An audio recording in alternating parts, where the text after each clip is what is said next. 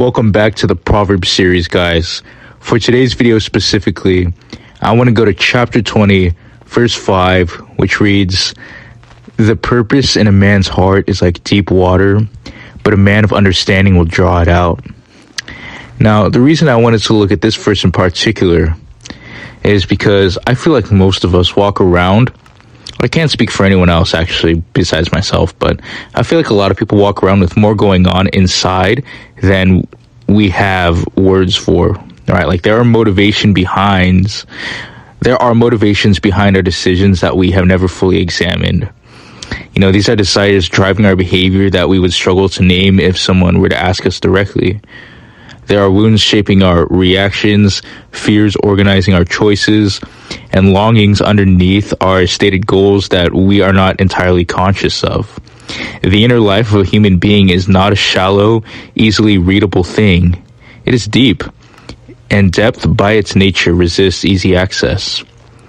We live in a moment that is simultaneously obsessed with self-expression and surprisingly shallow about self-knowledge.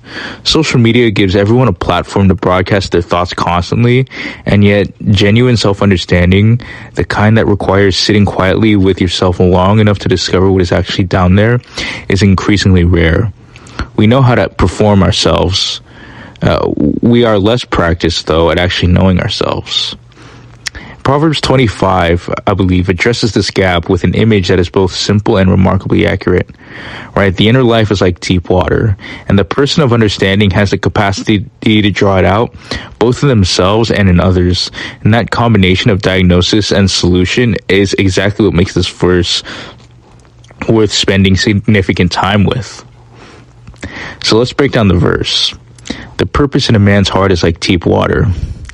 So the word translated purpose is the same Hebrew word we encountered back in Proverbs 19:21, eitzah, which means counsel, plan, or deeply held intention. But here it refers to the real motivations and purposes that live at the center of a person's inner life, not the surface level intentions they are aware of and could articulate on demand, but the deeper ones that are actually driving their behavior whether they know it or not. And so the image Solomon chooses for this is deep water. For context, in the ancient Near East, deep water was not a casual image. Wells in that culture were the difference between life and death for entire communities. They could be extraordinarily deep, requiring significant effort and the right equipment to access. Water sitting deep in a well does not announce itself, right? You cannot see it from the surface. You cannot reach it with your hand, and drawing it out requires intentional effort, the right tools, and the patience to lower something deep enough to actually reach what is down there. Applied to the human heart, the image is precise and revealing, right? The deepest purposes and motivations of a person are genuinely there, real and present, but they are not automatically visible. They do not rise to the surface on their own. They sit in the deep, and the person themselves may not even be fully aware of them. Like, how many times have we done something, said something, or made a decision, and only later, sometimes much later, understand what was actually driving it?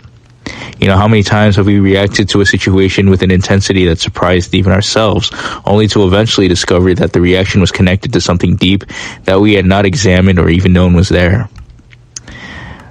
In Jeremiah 17:9-10, he frames the depth and hiddenness of the human heart with characteristic directness. He said, "The heart is deceitful above all things and desperately sick. Who could understand it? I, the Lord, search the heart and test the mind, to give every man according to his ways, according to the fruit of his deed." The rhetorical question, who can understand it, is not purely pessimistic. It is a recognition of genuine complexity. Even the person carrying the heart has limited access to its deepest waters without help. And then in Psalm 139:23-24, David makes the prayerful response to this exact reality. He says, "Search me, O God, and know my heart. Try me and know my thoughts, and see if there are any grievous ways in me, and lead me in the way everlasting." And so he's not asking God to search him because he already knows everything that is down there, right? He is asking precisely because he knows there is deep water he cannot access on his own, and he wants the one who can search all the way down to reveal what he finds. And that is genuinely humble and courageous prayer, one that acknowledges the limits of self-knowledge and invites the one with unlimited access to do what the person themselves can't. And this is also where an important clarification about the verse is needed, right? Because Proverbs 25 is not saying that human beings are fundamentally unknowable or that self-knowledge is impossible, but it is saying that genuine self-knowledge requires effort, the right kind of engagement, and frequently the help of someone else. And so the deep water is real and accessible. It just does not come to the surface automatically. And so drawing it out is possible, but it does take something. And then the next part of the verse I want to talk about as well, but a man of understanding draws it out, right? Because this half of the verse introduces the person who does have the capacity to do what the deep water resists doing on its own, right? The man of understanding here is someone with genuine perceptive wisdom, the bina we have encountered throughout the series, which is the ability to see beneath surfaces to what is actually happening underneath them. And then the verb draws it out is the image of lowering a bucket or vessel into a deep well and bringing up what was not visible from the surface. It's patient, intentional, and skilled, right? You cannot draw water from a deep well by shouting into it. You cannot rush the process. You lower the right instrument, wait, and draw up what comes. And applied to human hearts, this describes a specific relational and conversational capacity. The person of understanding is someone who can engage with another person or with themselves in a way that draws out the deep purposes, the real motivations, the actual story underneath the stated one. They ask the right questions. They listen in a way that makes depth safe to surface. Right? They do not accept the first surface level answer as the whole story. They have the patience and the skill to keep going until what is actually down there comes up. And I think this is one of the most practically valuable capacities described anywhere in Proverbs, and it operates in at least two directions simultaneously. Outward, the man of understanding can draw out the deep purposes of other people, which is the foundation of genuine pastoral care, wise mentorship, meaningful friendship, and effective leadership. And inward, applied to oneself, it is the capacity for genuine self-examination, the willingness to lower the bucket into your own deep water, and honestly receive what comes up rather than staying safely at the surface. Proverbs 20:27 connects directly to this as well. It says, "The spirit of man is the lamp of the Lord, searching all his innermost parts." Right, and so the searching of the innermost parts is the drawing out of the deep water. And significantly, it is described as the Lord's activity through the human spirit. Right? Genuine self-knowledge is not purely a psychological exercise. It is a spiritual one, which is why the psalmist's prayer in Psalm 139 asks God to do the searching. Because the deepest self-knowledge available to us comes at the intersection of honest human reflection, and divine illumination.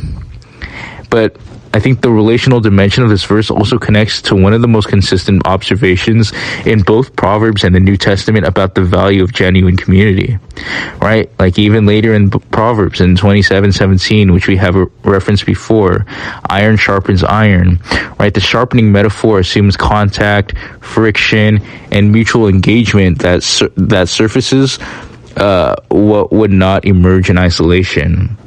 Right? And so the man of understanding drawing out the deep water of another person's heart is not an intrusive act. It is one of the most genuinely loving things one person can do for another, creating the conditions for someone to know themselves more clearly than they could on their own. So let's get practical here. Let's get applicable, because as I always say in my videos, I truly believe that turning knowledge into action is one of the most important parts of our Christian walk. So the first thing is to develop genuine curiosity about what is actually driving our behavior. I feel like the most personal application of this verse is the invitation to become a person who is genuinely interested in their own deep water rather than content to operate at the surface. Most of us have developed a working narrative about ourselves, why we do what we do, what we want, what we are afraid of, that has not been examined carefully in a long time, if ever. And so the man of understanding applied inwardly is someone who has learned to ask themselves harder questions than the surface level ones. Not just what do I want, but why do I want it? Not just why did I react that way, but what does that reaction tell me about what is actually down there? Things like journaling, honest prayer, and extended periods of genuine reflection are the practical instruments for lowering the bucket. They are not comfortable disciplines by any means, but they are the ones that actually reach what is deep rather than what is immediately accessible. The second thing is to cultivate the specific conversational skills that draw out the depth in others. The outward application of this verse is the development of genuine capacity to help others access their own deep waters. This is a specific skill set, not just a general attitude of warmth, right? And it involves asking questions that open rather than close, questions that invite reflection rather than demanding a quick answer. It involves listening in a way that communicates that the surface answer is not the only one available, that there is space and safety to go deeper. It involves the patience to sit with something in the process of discovering something rather than rushing them toward a conclusion. And so these capacities make us genuinely useful to the people in our lives in a way that surface level encouragement and advice can't. The friend who can draw out your deep water is a rare and irreplaceable gift, and becoming that person for others is one of the most significant ways we can love them well.